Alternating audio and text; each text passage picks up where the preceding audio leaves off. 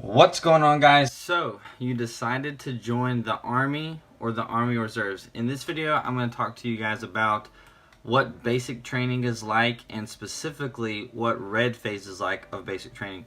For those of you who don't know, which I'm sure most of you do, but for those of you who don't, basic training is divvied up into 3 separate phases: red phase, white phase, and blue phase, in that order. So the first basically 3 weeks is red phase, the next 3 weeks is white phase, the next 3 weeks is blue phase. The way that's broken up is essentially red phase sucks the worst because you're just getting smoked all the time. You're just going through all the introductory stuff. You're learning PT, all the stuff you're going to learn in this video today. White phase is basically, majority of it is just shooting. So in white phase for 3 weeks, you're basically going to be at the range every day. And then blue phase, 2 weeks of that essentially is the FTX, preparing for it, and then the cool down, and then the last week you're getting ready to graduate. So that's basically what the 3 phases are broken up into.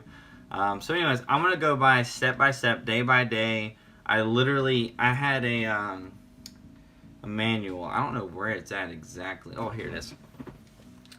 Anyways, so here it is. I have my book that I wrote down. If you can look here, day 1 of basic training. I literally wrote down what we did every single day, basically up until, I don't know, probably week 6 or 7, because as for me, I was a PG. And the drill sergeants gave me a schedule of the whole week, so I kind of just stopped writing the stuff down. But I think the biggest thing is red phase, and I do have everything we wrote down day by day, and so I'm going to go over that with you guys. So I'm going to basically read it off for you, and then if something interesting comes up with what I wrote or I need to explain it, then I'm going to explain it to you guys. So anyways, just going ahead and jumping into this. On day 1, picking up where I left off in the last video, where it's reception. You get on the bus, and the drill sergeants, they talk to you a little bit beforehand. You get on the bus, and it's a short drive. For me, from 30th AG to basic training, it's like 5 minutes or so. The whole time you're sitting on the bus, you got your ruck and your bags and all that stuff, and you're just, well, not your ruck, you got your 2 duffel bags, and you're sitting there and you're like, oh man, this is crazy, what's about to happen, because you really don't know. Anyways, when the bus stops, for us, the drill sergeant was like, get off the bus, you got 10 seconds to get off the bus right now, go, you're moving. And the thing I want to talk about real quick here about the shark attack, is it's not really what a lot of people make it out to be. It's difficult. It's a pain in the butt. The first day sucks. Probably one of the worst days. Sometimes throughout basic training, you might have a day where the drill sergeants are just really pissed off, and that, I'm sorry, sucks for you. But for the most part, the first day, the first week, is going to be the worst as far as getting smoked and stuff like that. So you get off the bus, you're running. Don't be the last one off the bus, because the drill sergeants will, they will get to you. Like, they will be like, what are you doing? Why are you being so lazy and the last person off the bus? And then they're probably going to yell at you right there. So whatever you can do to not be the last person off the bus, like, do that. Because, like, just cut the last person off. Like, no, I'm not going to be the last one. So do that. And the biggest thing is, for the shark attack, from what I've experienced, from all my battle buddies and all these other people that I've been through, is you hold your duffel bags over your head for a good while. You'll run over there, you'll get in your platoons or whatever, and then they'll tell you to lift up your duffel bags, and you'll hold them over your head like this. Like, you might be able to do it with your arms extended, but I mean, you're gonna be doing it for, I don't know, 30 minutes, an hour. You'll be holding the duffel bag over your head.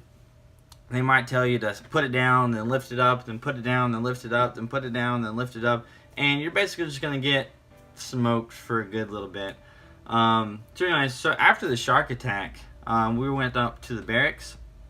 That was also part of the shark attack. Funny story, me and my battles, we didn't know where to go. So we were going up the stairs, and we're trying to find our barracks, and we went to the wrong room, and the second platoon, or no, it was the third. I was fourth platoon. The third platoon drill sergeant saw us like come in. He'd already been talking to his platoon, and he just like yelled at us like, "Why the heck are you in here right now? Get out, you effing retards!" Like, go. Like he was really pissed. It was, but his first day of basic training, so that was really scary, kind of, and also kind of funny because we went to the wrong room. So anyways, you make it into your room. The drill sergeants, they line everybody up. They might put you in alphabetical order or whatever, and they're going to talk to you. The drill sergeants are going to basically let you know what's going on, and the drill sergeants are going to give you some kind of speech. My name is not, sergeant, blah, blah, blah. It's drill sergeant. First name drill, last name sergeant. You will call me, you will address me drill sergeant, and you will end your sentences with drill sergeant. So you'll be like, drill sergeant, I have this question, blah, blah, blah, drill sergeant. So they're going to give you that whole spiel. And then for us, I think it might have been company wide, but I know for my platoon, we weren't allowed to talk. So in that initial speech, we were not allowed to talk. He told us we do not have the right to talk. We have not earned that privilege yet. And so I think I cover it here, but basically for about a week, the first week, we were not allowed to talk at all in the barracks. You kind of had to run everywhere, so they run you through the bathroom, and you just got to do a little jog in place. You're not walking anywhere, so that's how that was. Again, when you're in the barracks, you get a 30-second phone call. You call home, and you're just like, "Hey, Mom, Dad, made it to basic training. Everything's good. I love you. Bye." So they give you 30 seconds to do a phone call, and then the rest of day one for us is we did classes. So we would go to this little classroom, and it was just classes. And what I mean by classes is when you get into the military, there's all these briefings and stuff like that. So there might be a briefing on like SHARP or sexual harassment and assault prevention. Just different things they're going to have to be briefed on. The next thing that I have written down here that we did that day was we went back to the barracks and we got our equipment, like the ACH, Kevlar. You're going to get, your flicks, the stuff that carries your equipment. You're going to get your rucks. All that for us was laid out in the lockers. So as far as the helmets and the IOTVs go, like the bulletproof vests and then the helmet, they only have so many sizes in each. So if you're a medium and all they have left is larges, you're going to get a large. So make sure you try to get into the front of the line whenever you're going to pick up your stuff, so you'll get first priority on which size you're going to get. So, and then I remember at the end of that day, we signed some papers. You have to do a receipt basically for all the stuff that you've been issued. So anyways, that's it for day one. I know this video is probably going to be a while. Day one took about 8 minutes of this video.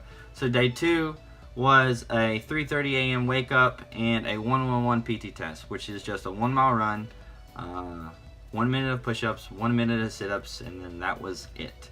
They kept your score just to see where you're at, so you can get in your AGR groups, ability group, run groups. So anyways, that was it. Shower and chow, then we had another class, and we got some more gear. That was the end of day two. So day three, we had a PT instructional session. So the preparatory drills and conditioning drills and stuff like that. The PT that you'll do every single morning of basic training, the first week or so, they're going to be teaching you it. They're going to be teaching you all the different, conditioning drill 1, 2, 3, the preparatory drill, the cool down drill, all that stuff. So they'll be teaching you that. Then we had classes on OPSEC and SHARP. So OPSEC is operational security, and SHARP, I already said it before, but it is sexual harassment and assault prevention, assault rate prevention, something like that. And then we had a hot weather brief, because I don't know if I mentioned it before, but I went to Fort Benning literally for the entirety of the summer. I left May 12th, which, fun fact, that's my birthday, so I left for basic training on my birthday. And then I graduated basic on July 24th, 2015. So that's when I graduated basic training, and as you can see, I was there from May to almost August in Georgia at Fort Benning, so it was super duper duper duper hot. I may talk about that a little bit because it was really hot a lot of the time, especially once it got to July. That was crazy. So day 4, more PT instructionals. On day 4, we received our M16s. So if you're curious, like, when are you going to get your M16s? You want to go to basic? Do they give it to you day 1? Do they give it to you day 2? Day 4, that's when we got it. So after we got our M16s, we went and had a class on how to put them together and take them apart. So you're in this big classroom for us, and there was a drill sergeant at the front of the class, and he, with the regular size M16, took it apart.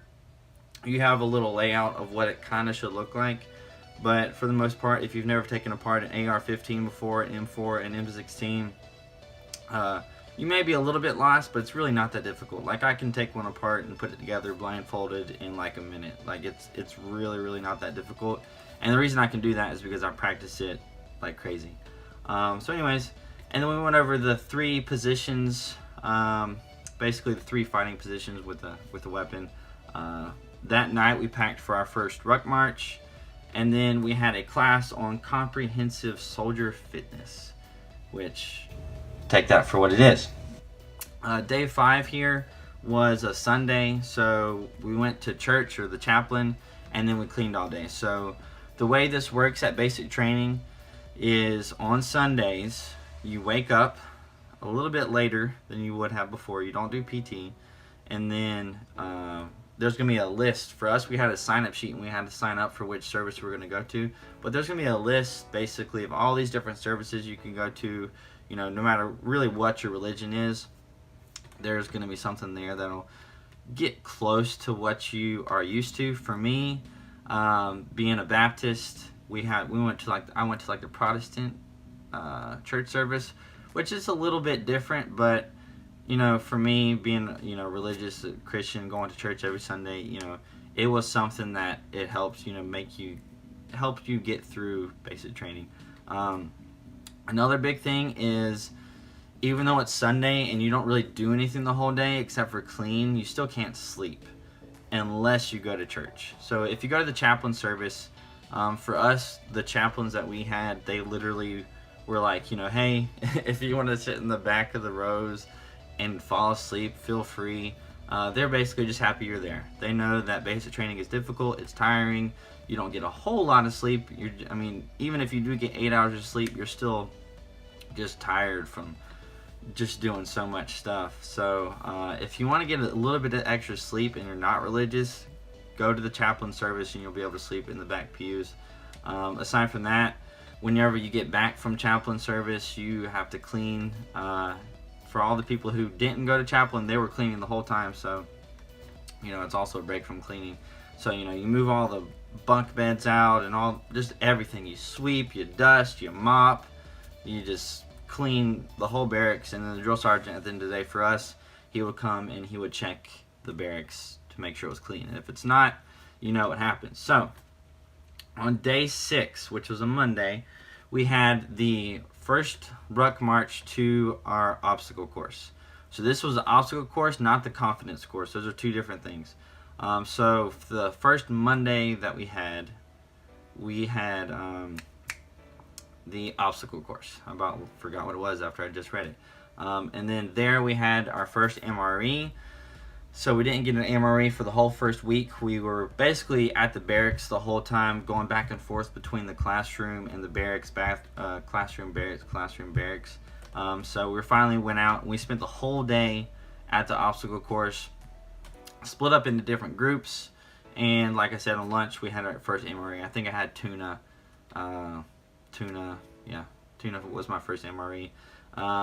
Also, we had our first combatives training.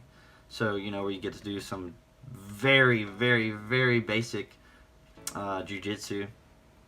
And then the drill sergeants went over sports, which sports is a very important acronym that you're going to have to remember.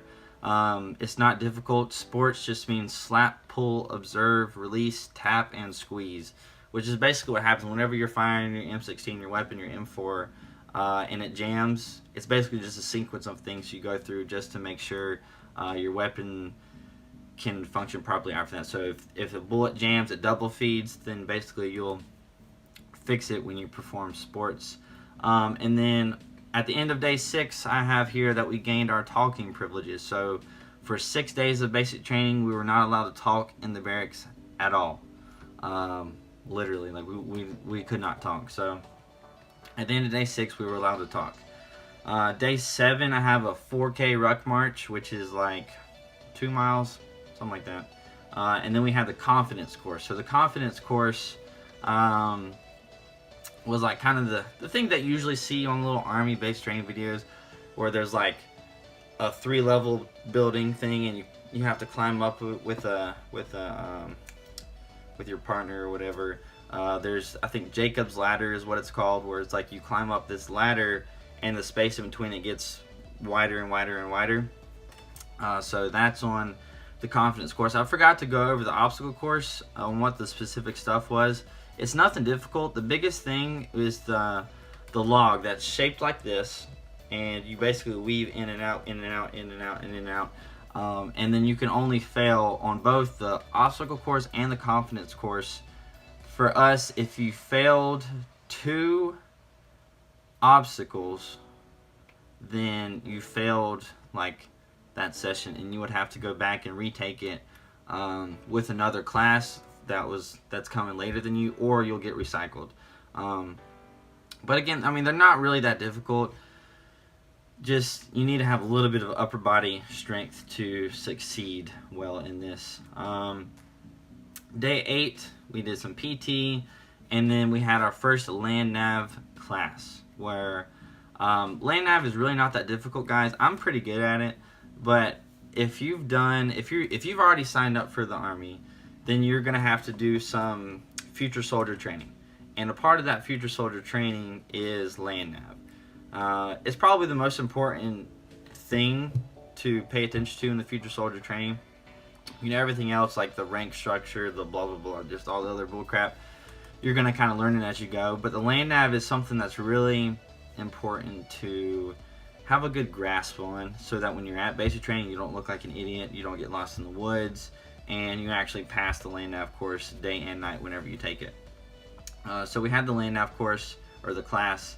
It's not really difficult, you know, right up is latitude, longitude, just not that difficult. So make sure you know land nav. That day we also took our platoon picture, which is behind something that I can't get for you, but we took a platoon picture. I bought one of them.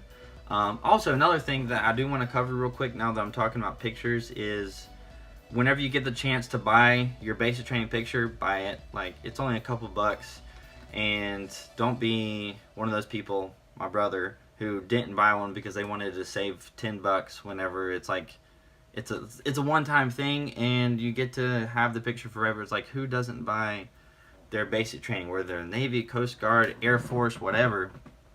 Buy your basic training picture. It's not a big deal. So day 9 was PT and an LCP course, which is like the teamwork course, I believe, where basically you have to work in a team of about 5 people, and you have to navigate over these little obstacles. For us, there was like water underneath, so you could probably Google just this one thing by itself, the LCP course, and you can just look at the different obstacles you have to go over. It's not too difficult. It was probably one of the most fun days of basic training, because the whole day was just doing all these little obstacles. And if you like puzzles and obstacles where you actually have to think about how you're going to get this ammo crate over to the other side, that was pretty cool. Day 10 here, I had the PT gas chamber Sebring class communications class. Okay, so the gas chamber was day 10. That's another big thing that people are curious about or scared about, or they don't know what to think. The gas chamber is really not that difficult. It's not the end of the world. For me, I had a unique experience in that my gas mask did not work. properly. I mean, it worked, but it really didn't work properly. I had a leak under my chin right here, and my face was burning the moment I went in. Not just the outside, because when you walk in the gas chamber, you know, all the skin that's exposed, your hands or whatever, your neck right here, it's all going to be burning. But for me, when I walked in, my eyes were burning just right off the get-go because I had an air leak under my chin. Now, the drill sergeant was supposed to check that stuff, but they had already checked me, and I told them it wasn't working, and I got a new gas mask, and then that one, I was like, I don't think this is working that well. But, you know, I was too scared to go and talk to a drill sergeant and say, hey, my gas mask is still not working, because then he would be pissed off because this would be the second time I said it's not working. And then also when we went into the gas chamber, the drill sergeant didn't ask us when he's supposed to, does anybody's gas mask not work? He never asked that, so I didn't raise my hand. I didn't say, hey, my gas mask isn't working. I didn't want to like pussy out and be like, hey, drill sergeant, this hurts really bad. Like, let me out of here. But the biggest thing about the gas chamber, guys, is it's over in just a few minutes. It's not that bad. Literally, when you go out of it, you're flapping your arms and doing all that stuff. You know, a few minutes later, you'll be like, that was pretty cool. Not that bad. So after that, we had our CBurn class, which is basically the gas class on chemical attacks and stuff like that. Chemical, biological, blah, blah, blah, blah, blah, nuclear attacks. So we had a class on that, and a communications class, which is whenever we went over the radios, which are outdated. So, I mean, they're old radios. Day 11, we did pugils. We went to the PX, and we got our haircut. So pugils, if you didn't know, is basically that thing where you have a stick, basically, with two pads on the end, and then you wear like a football helmet, and you basically try and beat up the other guy with the stick, kind of like sword fighting-ish. So that was really cool. What we did was we competed in our platoon, and then the winners of the platoon went and competed against the other platoons. Now for me, I was the winner in my platoon, and I went and competed against the other platoons in like a little company-wide thing.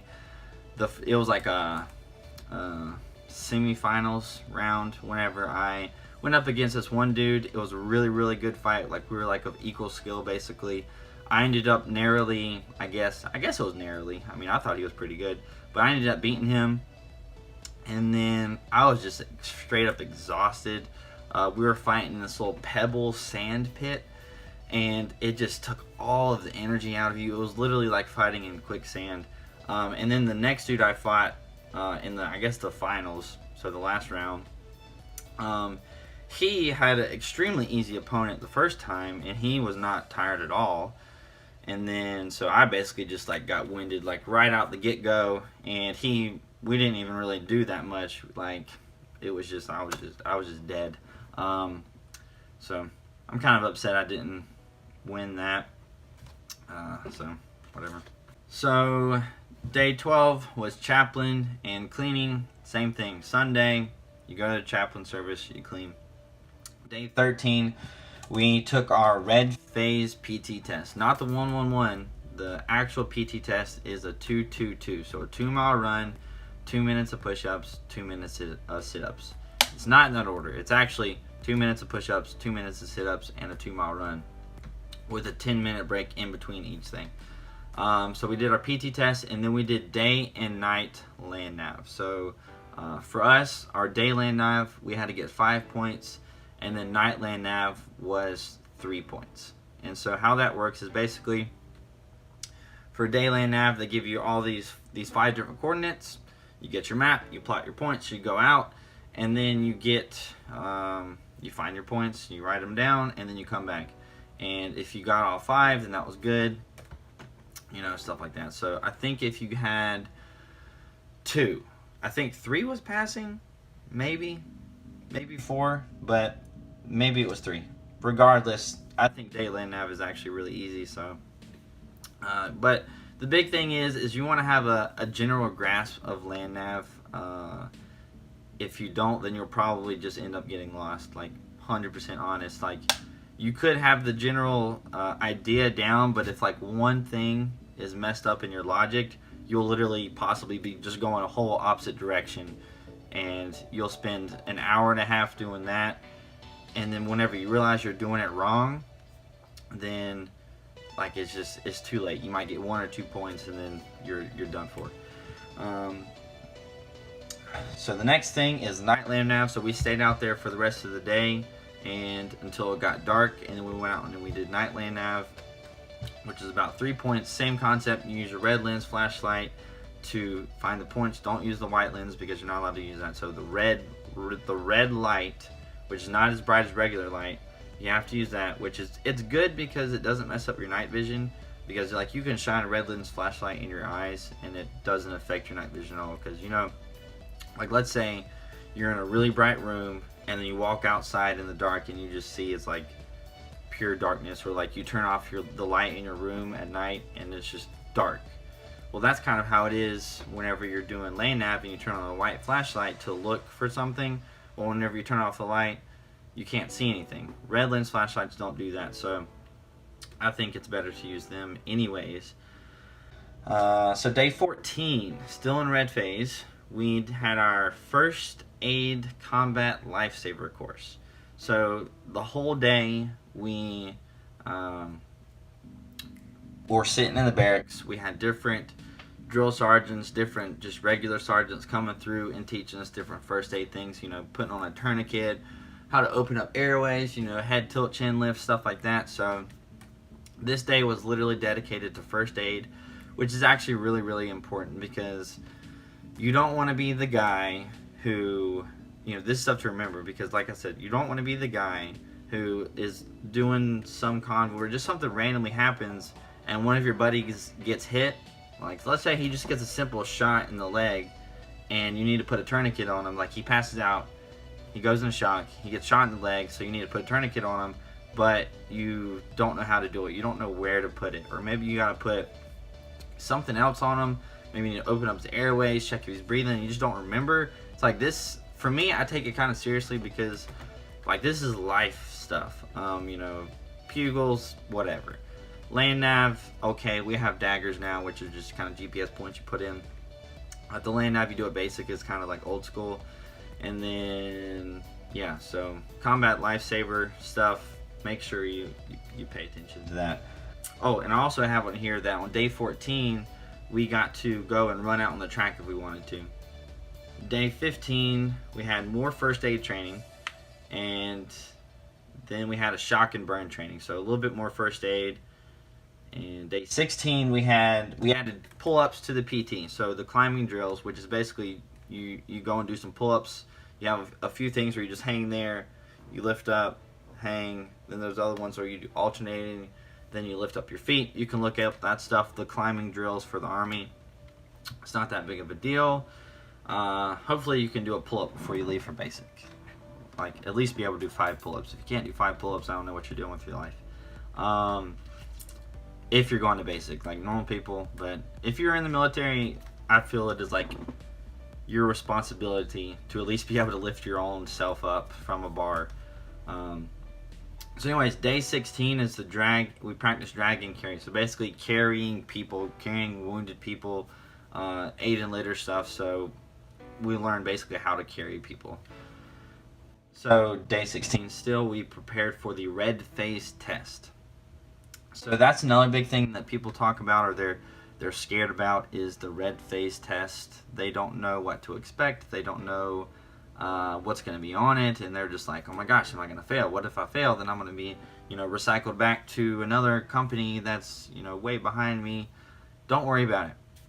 I actually have here literally the 9 things that were on the red phase test. I may make a separate video on it too, just to make it real short and concise, because I may or may not break this video up into 2 videos, because right now I'm going on 30 minutes. On day 17, we had our first AGR run, ability group run, where you split up and basically how fast you can run. You get with groups of people that run at similar speeds than you, and then you do that and you run. So the red phase test, we cover the Army song Soldier's Creed, so you got to say that. Weapons assembly, disassembly, parts and functions. So I think for us, a drill sergeant like was timing us, and you had like 2 minutes to take it apart and put it back together. Then we went over, you were tested on the chain of command, you were tested on the ranks, you were tested on sharp, EO, MOP, which is MOPP, JS, list, and CBurn. CBurn is CBRN. You were also tested on the preparation drills. So I remember what happened was, as a drill sergeant, you were all facing like outwards from each other, so you couldn't see each other. And then a drill sergeant would say a certain preparatory drill, and then you would perform it, right? And so basically, so that would let you know if you passed or failed. If you didn't know what to do, then you missed it.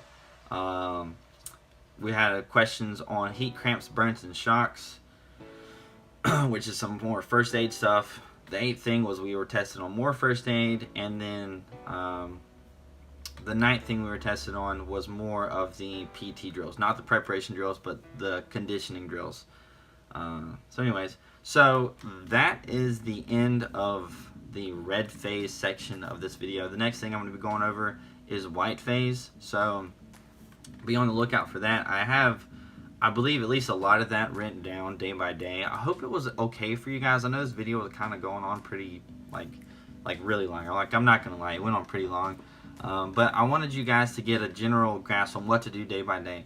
Now, a future video I'm going to do is one that kind of just gives you my experience of how I felt going through all this. Like in this video, I'm kind of basically just going over, like, literally just what we did. You know, not really how I felt about what we did. For me, being the PG, I didn't really talk about that at all. But anyway, so that's the end of the red face test. Hopefully you guys enjoyed it. If you never watched my what reception is like video, check that out. The next video I'm doing is going to be the white phase video, so make sure you check that out when it comes out, I guess in the next day or two. And then also, I'm going to leave a link in the description and probably an annotation about the playlist. So what I'm going to be doing is putting all these videos into a playlist. So you decide to join the Army, and you should be able to view all of them. So hopefully you guys are going to, you know, subscribe and check out more of that. So if you like the video, please like, comment, subscribe. Comment your questions if you have any more questions, and I will see you guys later.